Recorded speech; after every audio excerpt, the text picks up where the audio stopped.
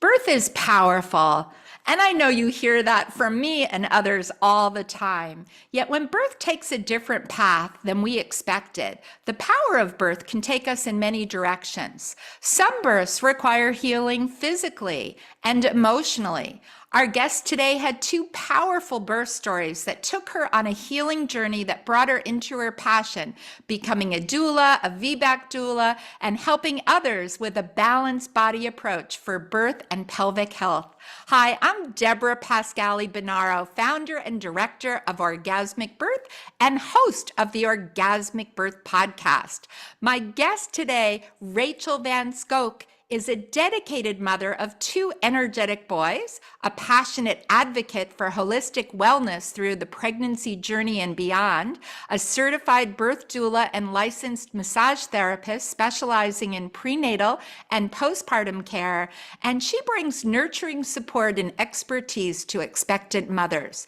Drawing on her background in osteopathy, Rachael offers personalized care, and they include tailored exercises, birth preparation, and postpartum healing. She utilizes osteopathic principles and special techniques, and you're going to have to tell us about it.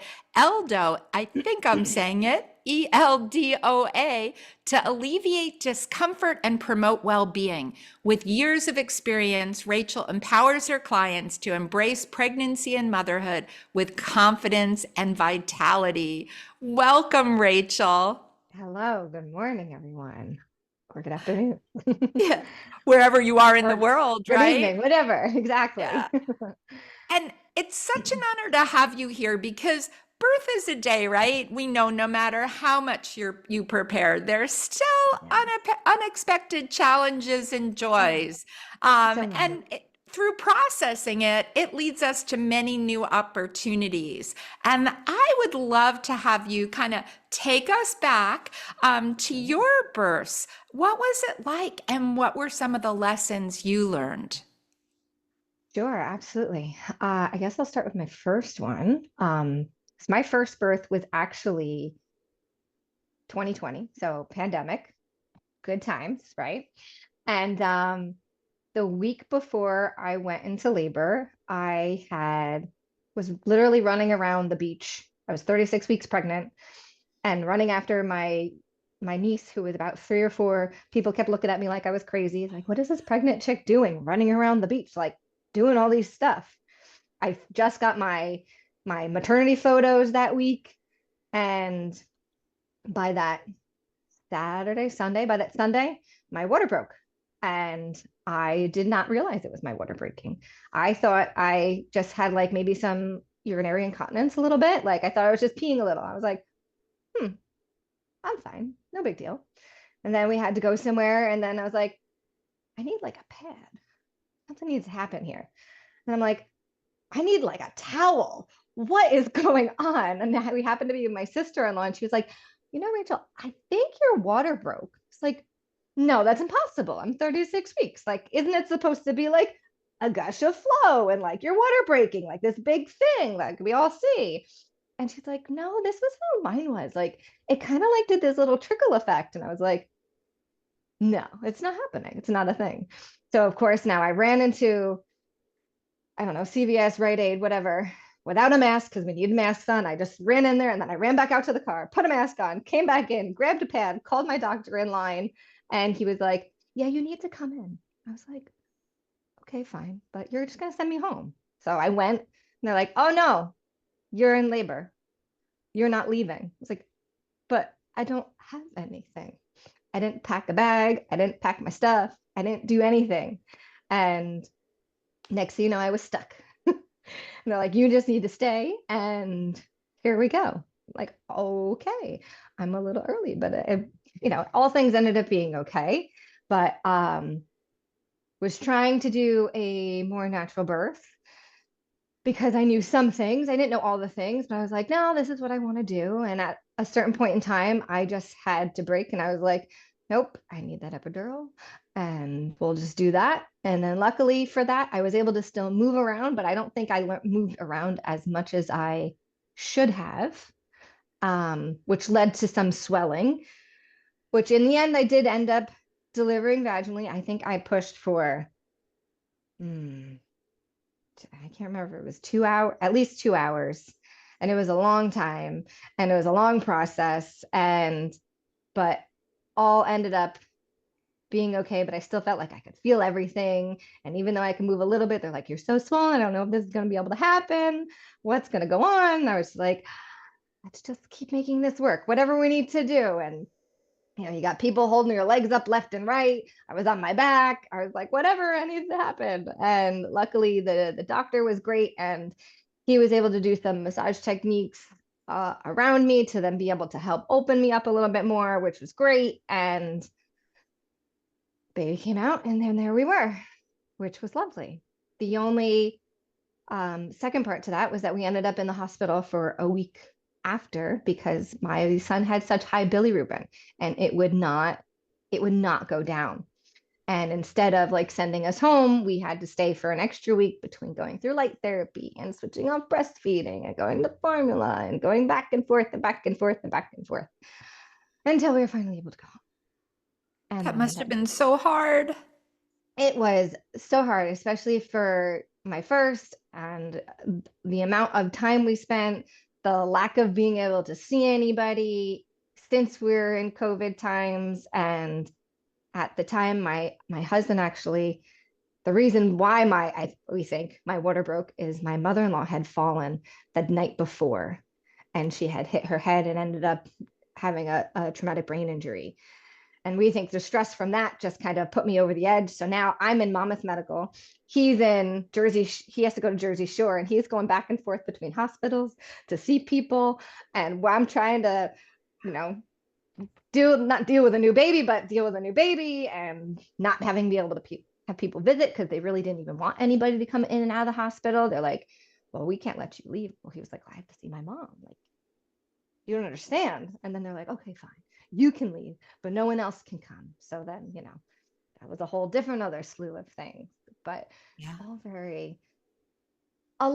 just a lot within that first Yes. week. And from that experience, which sounds between COVID and your family and the stress and all of that really hard, when you found yourself pregnant a second time, were there different things you wanted to do? Was it a different time? How was that experience for you? So during my second pregnancy, I moved around a decent amount during the time I was pregnant with my first, but I really didn't. I think I spent most of my time like really cleaning, right? Because that's what we were so paranoid about, is cleaning, cleaning, cleaning. Whereas my second pregnancy, I was working a lot. And I was like, okay, I want to make sure that I'm exercising and moving around. And I still lugged my table everywhere up until I was 30 weeks pregnant. Actually, no, 34 weeks pregnant. I would lug my table around to people's houses. People were like, are you crazy that you're still working? I was like, what am I going to do? I got to work. So I stayed very active. I was recording videos and doing all the things, right, for my business. But the problem that I had a lot with this pregnancy is I was sick so much more, like 20 times more. I would not, if it wasn't a sinus infection, it was a bad stomach bug, which then led me not to breathe. And then, like, it was just over and over. I could not get past not being sick for whatever reason. And which ultimately, during my 37th week, I got sick again. And I got sick so badly. And they were like, oh, you just have a sinus infection. Here's some Tylenol, cold and sinus. You'll be okay. I'm like, yeah, I think this is more than that. And then that sent me to the hospital one day, where they tested me to find out I had the flu. And then that brought me to coughing my brains out, not being able to take much, and 3 days of no sleep. My doctor jokingly said, oh, you're going to cough this baby out by the weekend. It was like a Wednesday. And no lie, that Saturday, I was in the hospital because I started to have contractions. And here I am, dying with the flu, can't lay on my back for the life of me, because if I did, I'll choke to death. And now I'm ready to go try and have a baby while sick, which was just a nightmare. That's Because so hard. yeah, it was just, I tried every position possible. I tried laying on my side. I tried on all fours. I tried this way. I tried that way. And I ended up getting an epidural because I needed just some kind of relief because my brain power just couldn't take it. And I think I probably spent 2 hours on hands and knees trying to get him to move. And like, there was one time I moved my leg up to try to change another position because I knew if I kept trying to move around, things would happen. And then the baby's heart rate dropped even more. So they're like, oh my gosh, no, you have to change right away. Change again. Like, and doctor kept coming back in. Well, if something doesn't change soon, we're going to have to do a C-section. If something doesn't change soon, we're going to have to do a C-section. I was like, I really don't want that. Like, is there something else that I can do? Anything until finally, which is, I felt like was a very quick turnaround because I went there by like midnight on a Saturday. And by Sunday at 11 something, they called me to have a C-section. And I was like, I feel like that was such a quick turnaround that I didn't even get an opportunity to have like more chances to do anything. So then I went, have a C-section. And that was just the most awful experience of my life because now I was coughing so much. And they're like, oh, you need to lay on your back, strap you down. I'm freezing, I'm coughing. And they're like, oh, we're going to cut you now. I'm like, oh, great. Just what I need. As I'm coughing, they're like, can you stay still? No, I cannot stay still. Like I almost wish I was like, you just put me to sleep, please, because I can't even function. And this is just like all these things, and you hear them saying certain words, and I was just like, can you just shut up over there? Like, oh, there's so much skin, there's this happening. What? And then within, they took him out. I think, I saw him over the sheet for 5 seconds. They took him away, and I blacked out. Wow. I can really feel how hard this was. And even now, right? To talk about it, I thank you for sharing because when birth is so challenging, what an incredible gift for your baby's safety you gave up Yeah. of what your desires were and how hard that is. Yeah. And it's funny because I've talked about it so much that like I haven't not gotten this emotional, but just like I know each time it brings it up, and each time it's been less now. I used to be like not be able to talk about it whatsoever, and that was a huge barrier for me for a long time. And when I woke up in the ICU with an X-ray machine over me, going, "What the heck happened?" Because I couldn't move. I couldn't move my arms. I couldn't move my legs. I like everything was so swollen and like numb almost that I just woke up. I was like, "Where's the baby?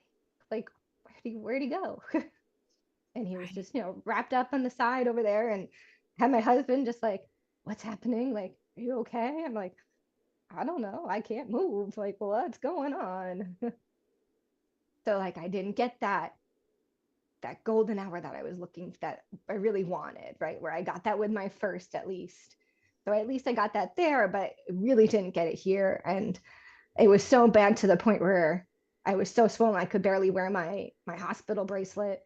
They had to keep me in the maternity ward instead of changing me over for overnight. I couldn't even feed him. I couldn't do anything. I couldn't even hold him. Couldn't even touch him because I couldn't move. So it wasn't until the next day I finally got to do that. And it was just like, what just happened? What did I do wrong? Like, how did I mess this up so badly? Which I know a lot of moms feel when they have that, emergency happen to them, and it happens so fast. And all we can think of is, what did I do wrong? Right. And it's not us. It's not us. No, it's not you at all. Yeah. And it's really hard to get over that barrier, I feel. And it takes a lot of like that birth processing and like going through that traumatic event. Even though I knew it was a traumatic event, it didn't really like click in that it was like a traumatic event at the same time.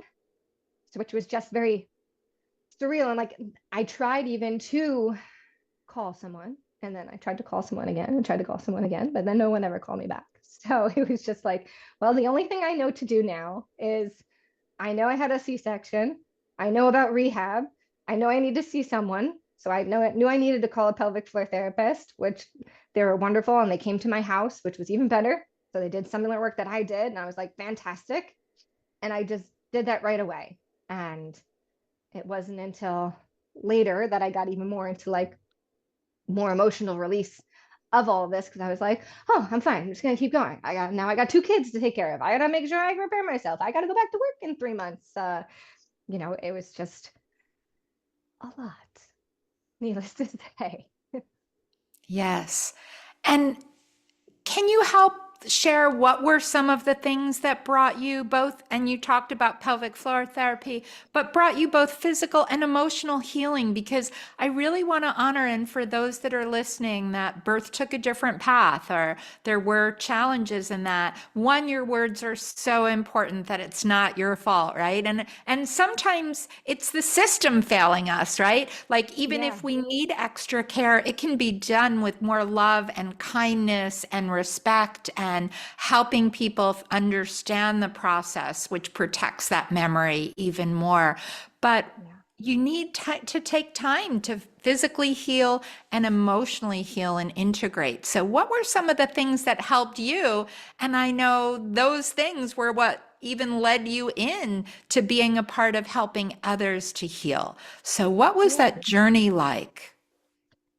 So because I knew more of the rehab aspect, that was like my first go-to. I was like, well, let me just heal my body, right? Let's get to this point. Let's make sure I can do things.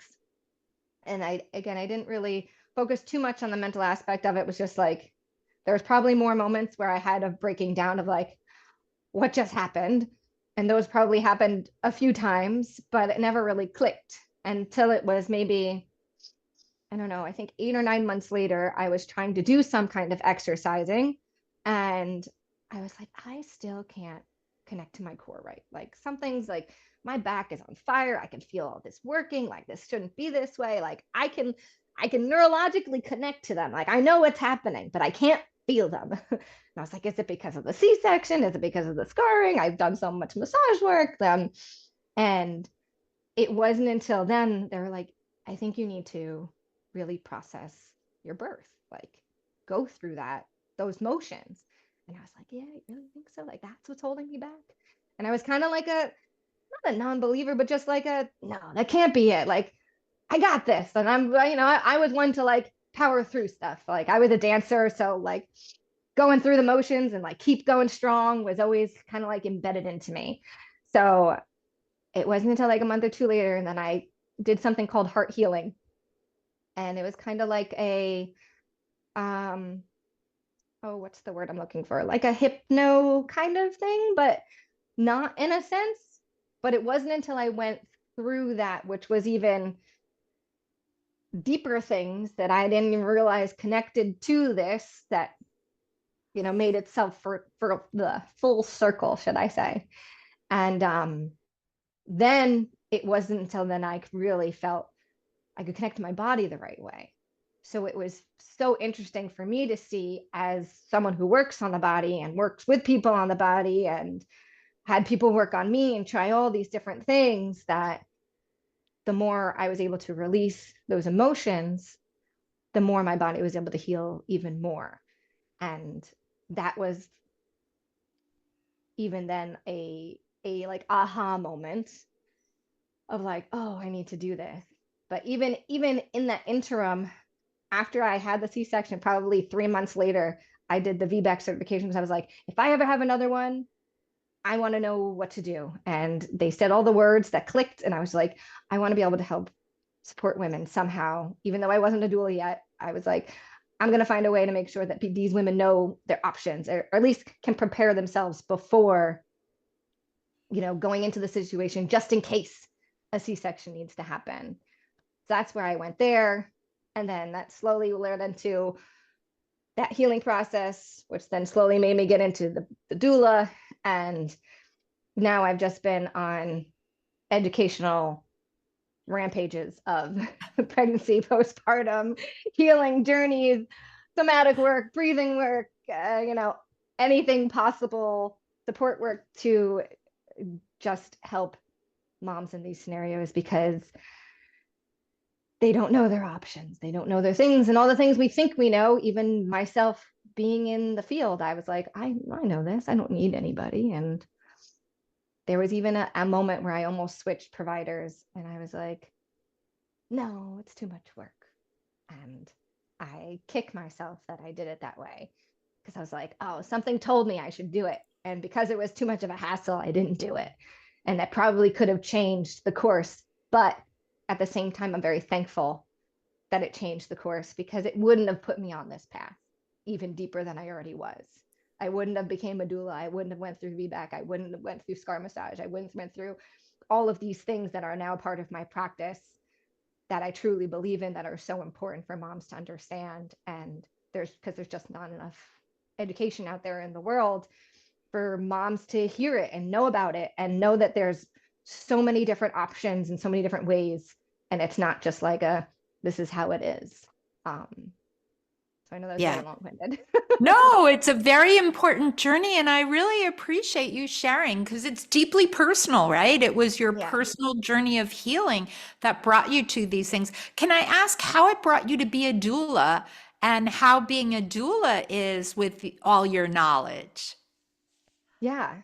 So after I had the C-section, I really just wanted to have be that support system inside, because I feel like if I would have had someone there to be like, everything's going to be okay, or maybe give me different positions to go into, move things a different way, or any and all those things that a doula does, that of supporting and not feeling like you're scared and deprived and just like pushed in a direction.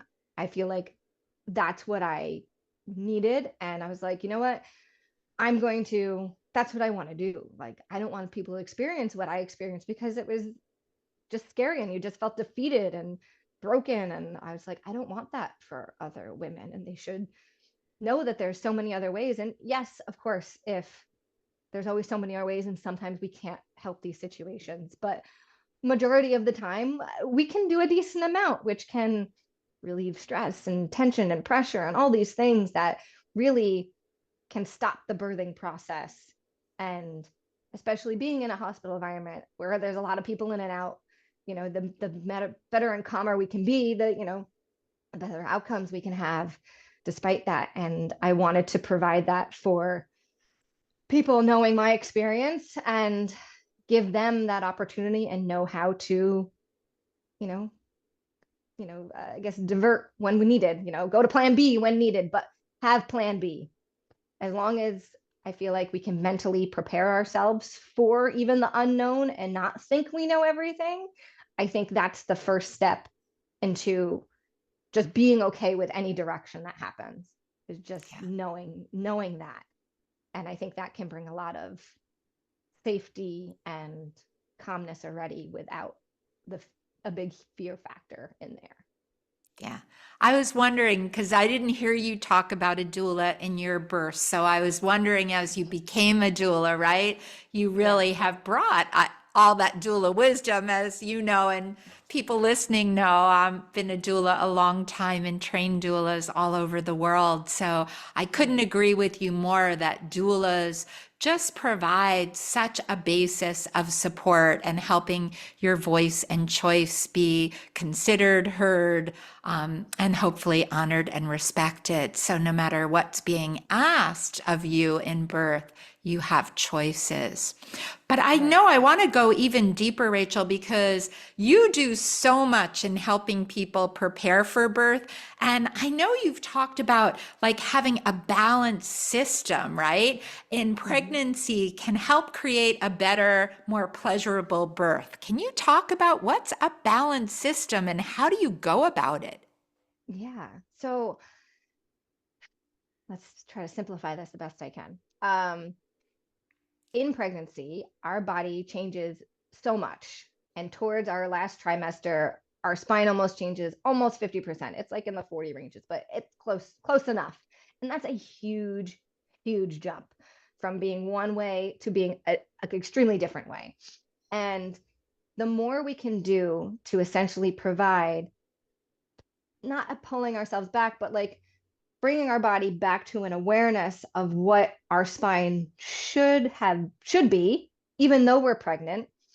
And then that's not to say we need to hold ourselves in a position all day and be a robot, but understanding how to engage our body in the right way to keep our pelvis mobilized and not stuck in certain positions, because that movement to be stuck can then hinder our ability to get baby down into that outlet where we need them to go, or into the inlet first, then to the outlet, to allow him to get, or her to get into the position or engaged in the pelvis, however you want to say it. But as long as we have those movements in our pelvis available and our system stacked how it should be, we can create a better system of breathing and movement and connection where everything kind of flows in a state where it becomes easy and pleasurable, without this tightening and compensatory patterns that we get from pregnancy. Because,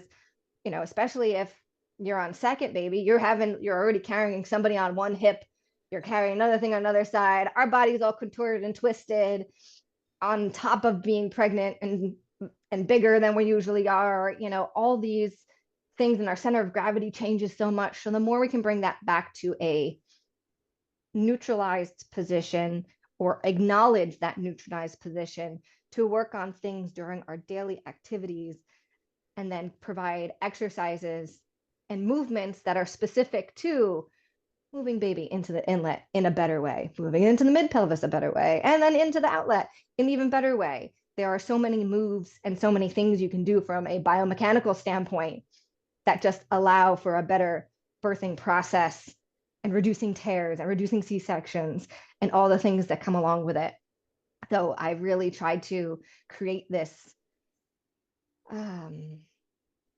just full body approach, and not just focus on one thing when it comes to pregnancy and birth, and postpartum as well too. Yeah. But And I'm especially glad you said that, postpartum, yeah, because I want to say, first of all, I love all that you do for pregnancy, because I think so many people don't realize getting your body ready is a huge piece of it. It's body, mind, spirit, right? There's a lot. 100%. But for all those who are listening, like to your story today, or maybe, you know, their friends' stories, that postpartum can be this time of challenge in every way. What are some of the things that you bring kind of to your practice and to your clients postpartum that helps them in healing on every level? Yeah. Well, first I'll just say, if you can start in pregnancy, it will help you tenfold in postpartum. That's it, just correlates right away. So if anyone ever tells you don't start anything new in pregnancy, true to a point, but only true. Don't start CrossFit if you never started CrossFit. Don't start lifting heavy weights if you never started lifting weights. Don't start running if you never ran before. But start something productive to pregnancy that keeps you moving and connected, and take that into postpartum, because the postpartum healing journey can be so, not like disheartening and just like discouraging, of like, what just happened to me, because of all those shifts and changes in the body, and everything's now trying to pull itself back together.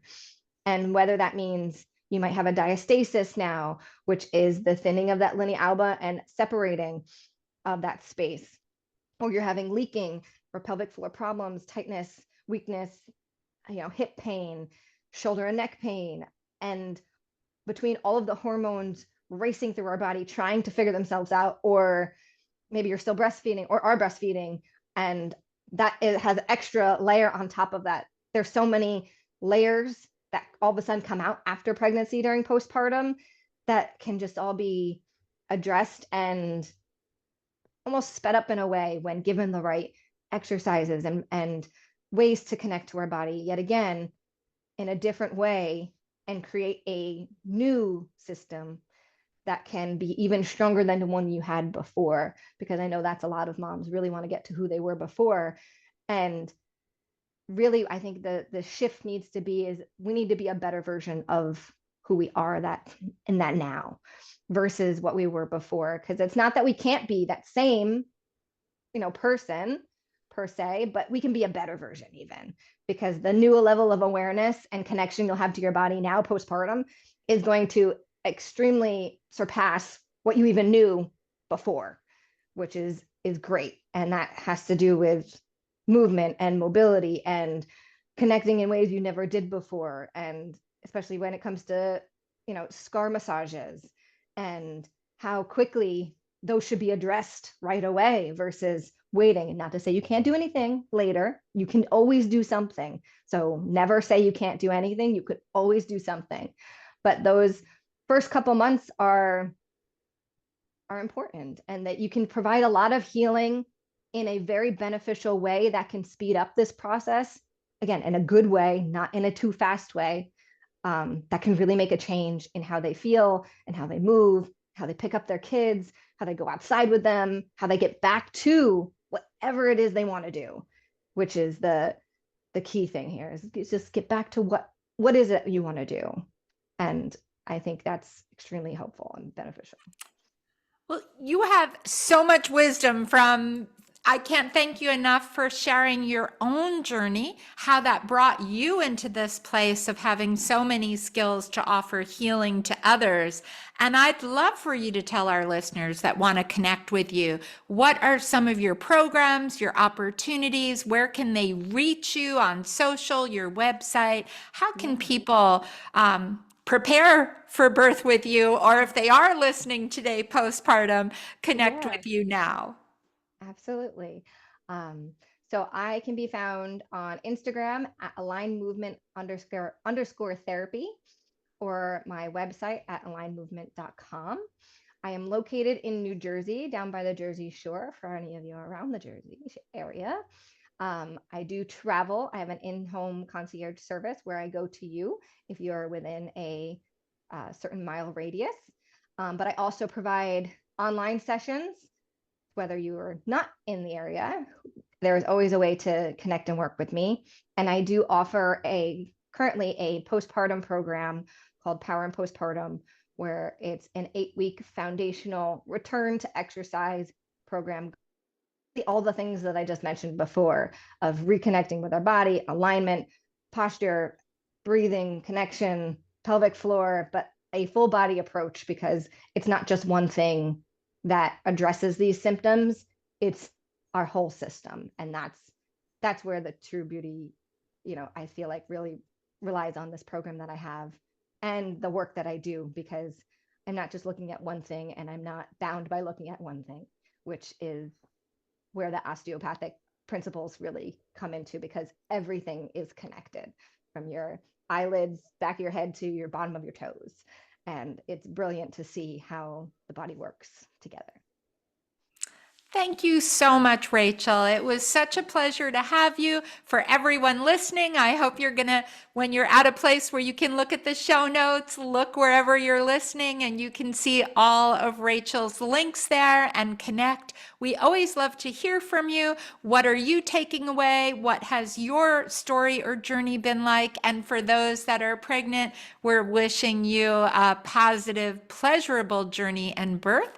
And we hope that you'll rate and review our podcast. It always helps us to reach more people. And we hope you'll join us next week for the next episode of the Orgasmic Birth Podcast. Bye. Thank you so much for having me.